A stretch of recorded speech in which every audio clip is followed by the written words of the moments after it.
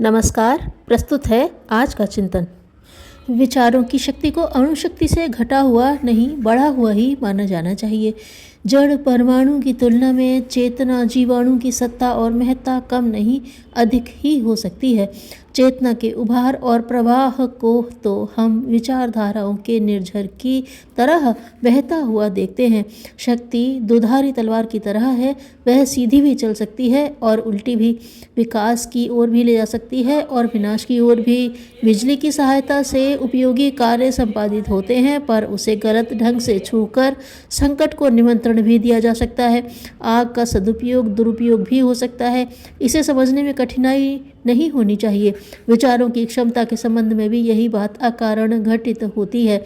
विचार पद्धति को यथार्थवादी और सृजनात्मक दिशा के चल सकने वाली बनाया जा सके तो प्रगति और कुछ शांति की दिशा में निश्चित रूप से बढ़ा जा सकता है। प्रकाश बाहर से नहीं मिलता, भीतर से उगता है।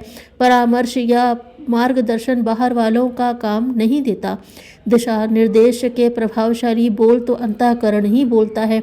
क्या किया जाए, किधर चला जाए, इसके संबंध में वादी प्रतिवादी पक्ष के वकीलों की तरह बाहरी व्यक्ति विविध प्रकार के परामर्श देते रहते हैं। उनमें मन इधर उधर लहराता ललचाता भर है। निर्णय की अंतिम शांति तो अपने में ही समाहित रहती है। छोटे बच्चों को बहला देने की बात दूसरी है। आमतौर से हमारे निर्णय अपनी ही मनोवृत्ति के अनुरूप होते हैं और बाहर के विविध परामर्शों में से उन्हीं को चुनते हैं जो अपनी चिंतन शैली के साथ तालमेल और पटरी बिठाते हैं। अस्तु तथ्य यही लौट आता है कि अपनी विचारधारा ही निर्णायक भूमिका प्रस्तुत करती है, भले ही रूपरेखा भीतर से बने या बाहर से सुझाई जाए। विचारों को सृजनात्मक बनाया जाना चाहिए। वे समाधानकारी सुझाव ढूंढने में लगें, सृजन की रूपरेखा प्रस्तुत करें, उलझनों का हल ढूंढें और कल्पनाओं को यथार्थता के साथ जोड़ें। तभी विचारधारा का स्तर उपयोगी एवं सराहनीय ठहराया जा सकेगा। प्रतिशोध, घृणा, ईर्ष्या, निंदा, छिद्रान्वेषण की बातें सोचते रहने से हम आक्रमणकारी अथवा ध्वंसक ही बन सकते हैं। हो सकता है इससे दूसरों को हानि पहुंचे और प्रतिशोध को चैन पड़े, पर इससे अपना कुछ भी लाभ न होगा। क्रिया की प्रतिक्रिया अपने ऊपर आक्रमण के बिना भी चैन से न बैठेगी। कुमार्गगामी चिंतन केवल सस्ते मूल्य पर वासनाओं की तृप्ति और वैभव की प्राप्ति के ललचाने वाले सपने जैसे दिखता रहता है।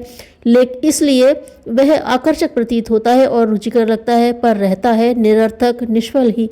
सुखद कल्पनाओं की उड़ान में उड़ने वाले जब उसका मूल्य चुकाने वाले कठिन परिश्रम और सामर्थ्य संपादन की बात भुला देते हैं तो वह शेख चिल्ली की सनक भर रह जाती है।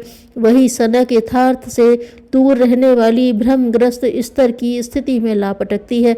हमारा चिंतन यथार्थवादी और सृजनात्मक दिशा में चल सकने वाला बन सके, तभी विचार शक्ति की अद्भुत क्षमता से लाभान्वित हो सकते हैं और महत्वपूर्ण उपलब्धि की सुरक्षा कर सकने वाले एवं उसका सदुपयोग कर सकने वाले समझदार कहला सकते हैं। अज्ञान और कुसंस्कारों से छूटना ही मुक्ति है। जो व्यक्ति कम बोलते हैं, सारगर्भित बोलते हैं, आवश्यक वार्तालाप करते हैं, उन्हीं का दूसरों पर प्रभाव पड़ता है।